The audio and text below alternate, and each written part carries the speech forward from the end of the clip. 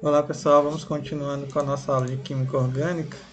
Na aula passada a gente estava falando sobre polaridade de ligação covalente e a gente vai continuar falando disso e entender um pouco mais sobre a estrutura das ligações entre os átomos de carbono. Então, os elementos mais eletronegativos, como eu falei para vocês, são os halogênios. Então nós temos aí principalmente o flúor e o oxigênio, que não é um halogênio, e o nitrogênio, como os átomos que têm a maior eletronegatividade. Se a gente olhar aqui, o flúor tem 4, o oxigênio 3,5 e o nitrogênio 3. Então, esses são os átomos que têm a maior eletronegatividade. Os elementos da coluna B, que são essa coluna aqui do meio, dos metais de transição, eles têm uma eletronegatividade que varia entre 1,2 e 2,4. Para a gente finalizar essa parte de polaridade da ligação, a gente precisa entender o momento de dipolo. O que seria isso? Vamos relembrar aí a nossa ligação aí entre o hidrogênio e o cloro. Então, o momento dipolar, ou o momento de dipolo, é representado pela letra grega μ, e ele é o produto do módulo da carga parcial pela distância entre os dois extremos de um dipolo. O que isso quer dizer?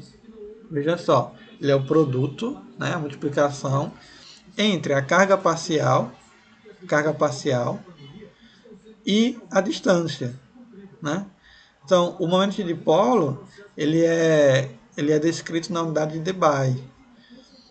E o Debye equivale a 3,33 vezes 10 a menos 30 coulomb por metro, coulomb vezes metro.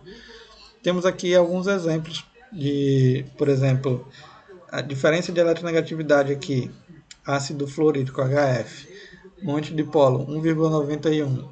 Vejam que à medida que a gente tem valores diferentes de eletronegatividade, se a gente observar aqui, ó, eu tenho eletronegatividade 4, 3, 2,8, 2,5. Isso influencia no momento de dipolo e isso influencia na polaridade da ligação. Então, quanto mais polar a ligação, mais forte a ligação aqui. E aí a gente vai diminuindo a força da ligação e isso vai influenciar, obviamente, na característica da molécula, né? Do ácido fluorídrico ao ácido iodídrico, por exemplo. Por exemplo, aqui o ácido fluorídrico ele é um ácido fraco, porque ele tem dificuldade de liberar esse hidrogênio aqui em solução, ou de... no caso do ácido clorídrico, ele já é um ácido forte, porque ele libera muito mais fácil esse hidrogênio aqui para a solução. Né? Veja a diferença de momento de dipolo aqui entre um e outro. É quase 1 de diferença. Né? Na molécula, o momento de dipolo ele pode ser representado pelo vetor momento dipolar, em que a direção coincide de uma reta, né, que une os núcleos dos átomos, e o sentido é o do átomo mais eletronegativo. Então, por exemplo, nessa ligação aqui, ó, do hidrogênio e cloro, a seta ela vai no sentido do cloro, porque ele é o átomo que tem maior eletronegatividade, certo? Uma molécula com ligações covalentes polares pode ser polar ou apolar. Tudo vai depender da geometria de sua estrutura. Né?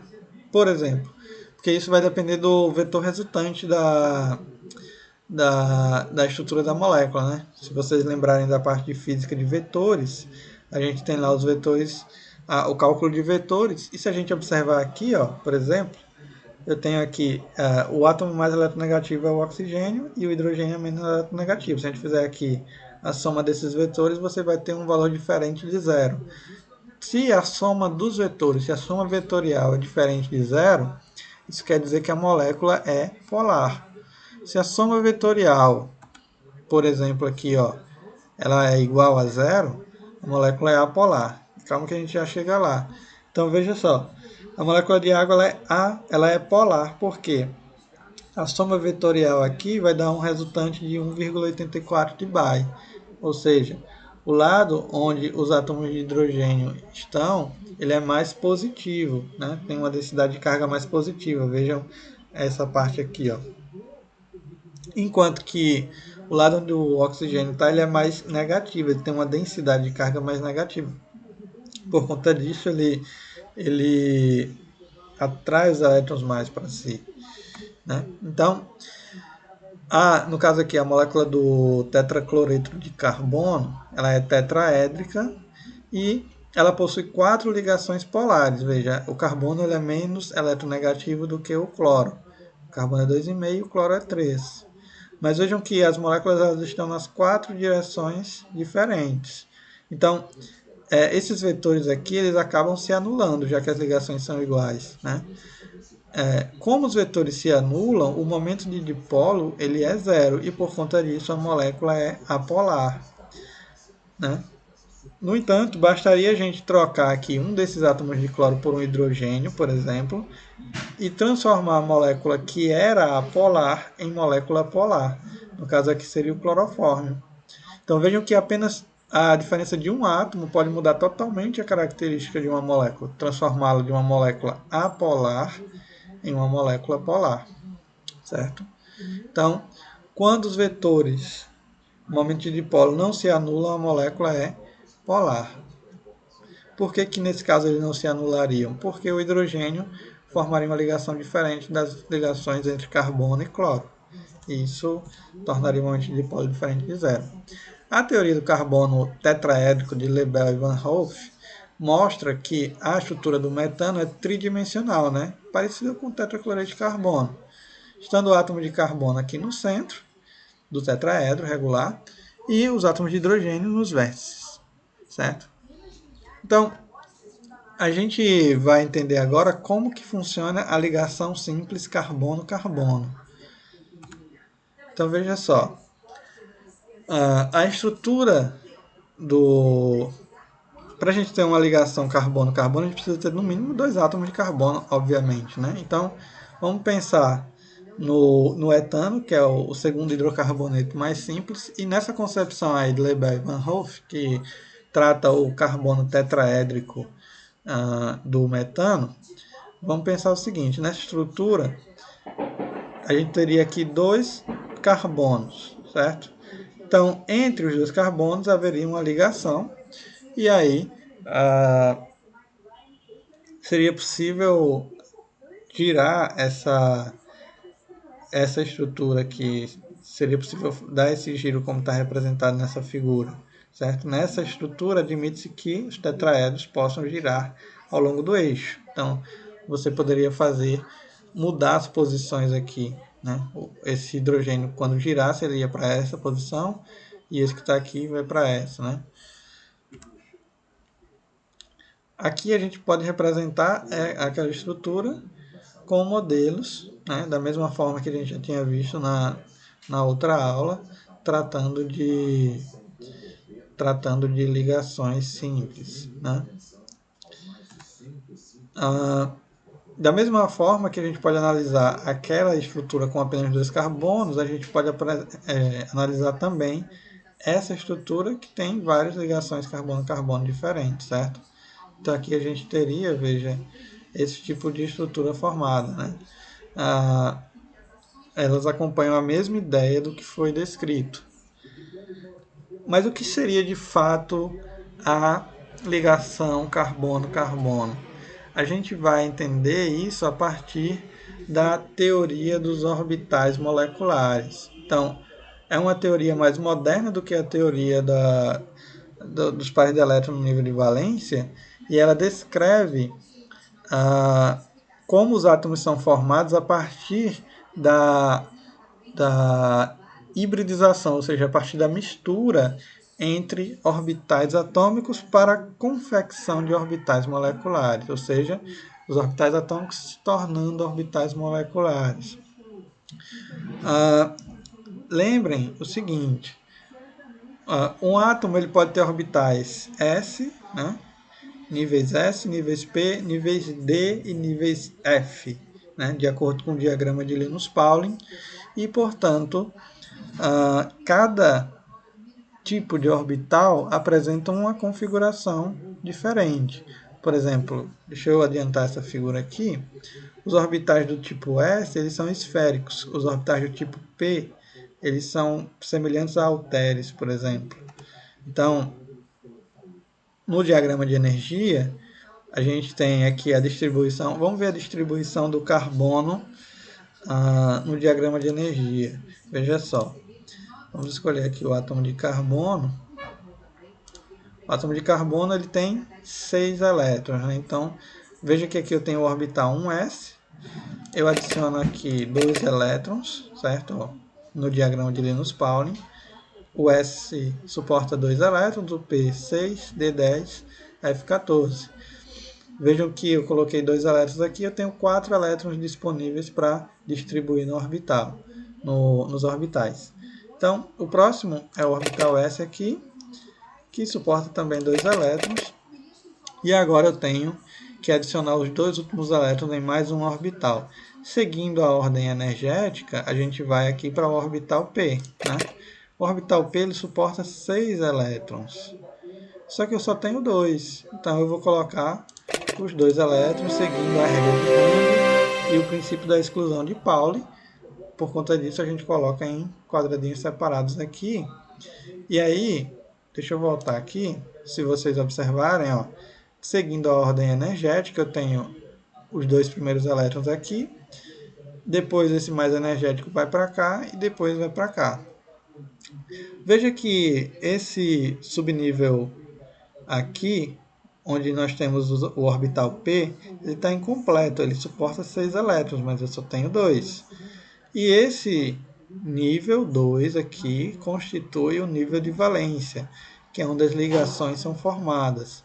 Neste caso, vejam que eu poderia adicionar mais 2 elétrons aqui, mais um aqui e mais um aqui, ou seja, o átomo de carbono ele poderia fazer 4 ligações. É por conta dessa característica, desses orbitais vazios, que os átomos de carbono podem fazer 4 ligações, porque ele tem a possibilidade de suportar 4 elétrons nos orbitais no seu nível de valência. Então, os 4 elétrons da camada de valência do carbono, 2s e 2p, de acordo com essa figura aqui, eles se rearrumam, ou seja, se reorganizam. O que é que isso quer dizer? Que a gente pegaria esses 4 elétrons aqui, né? Por exemplo, vamos pegar aqui um átomo de carbono.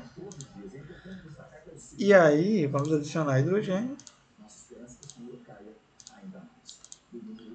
Veja que cada hidrogênio que eu vou adicionando ele vai formando as ligações aqui, ó. Certo? E aí, se eu mudar aqui para o modo orbital, veja, eu teria esse tipo de configuração, certo? O que é que isso quer dizer? Isso quer dizer que quando eu mesclar esses orbitais S com o P aqui, eu vou formar orbitais híbridos, ou seja, orbitais misturados, que a gente chama de sp3. Por que sp3? Porque eu tenho um orbital S e 3 orbitais P. Então, eu tenho um orbital sp3, uma mistura entre o S e o P. Isso são equivalentes, os orbitais sp3 eles são equivalentes entre si, né, certo? E eles são orientados aos vértices do carbono tetraédrico e a gente dá o nome de hibridização tetraédrica ou tetragonal para o sp3, certo? Então, veja,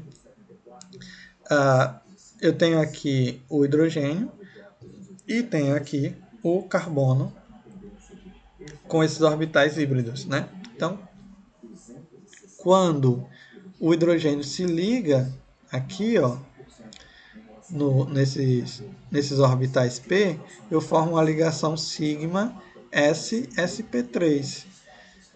Por que S e sp3? Porque o hidrogênio aqui, ó, ele tem orbitais S. Veja só, se a gente pegar essa estrutura aqui, deixa eu remover aqui, colocar apenas o hidrogênio, veja, o orbital dele seria a esfera apenas. Então, nesse caso aqui eu tenho o orbital S. E no caso do carbono teria o orbital P. Mas ele tem a mistura sp3. Então, eu, quando faço a ligação, mesclo esse orbital sp3 com o orbital S do carbono, formando a ligação S-sp3, certo? Ficaria dessa forma aqui, ó.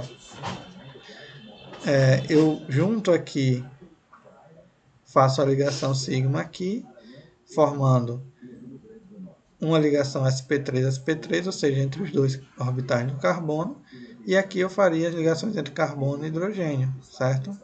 Então aqui eu teria orbitais híbridos que são formados a partir da mistura de orbitais, basicamente, né? Como eu mostrei aqui nesse aplicativo, se eu pegar esses dois elétrons, por exemplo, digamos que eu pegue esses dois elétrons aqui, esse orbital aqui inteiro, e eu adicione ele aqui. Então eu ficaria com 2, 4, 6, 8 quadradinhos.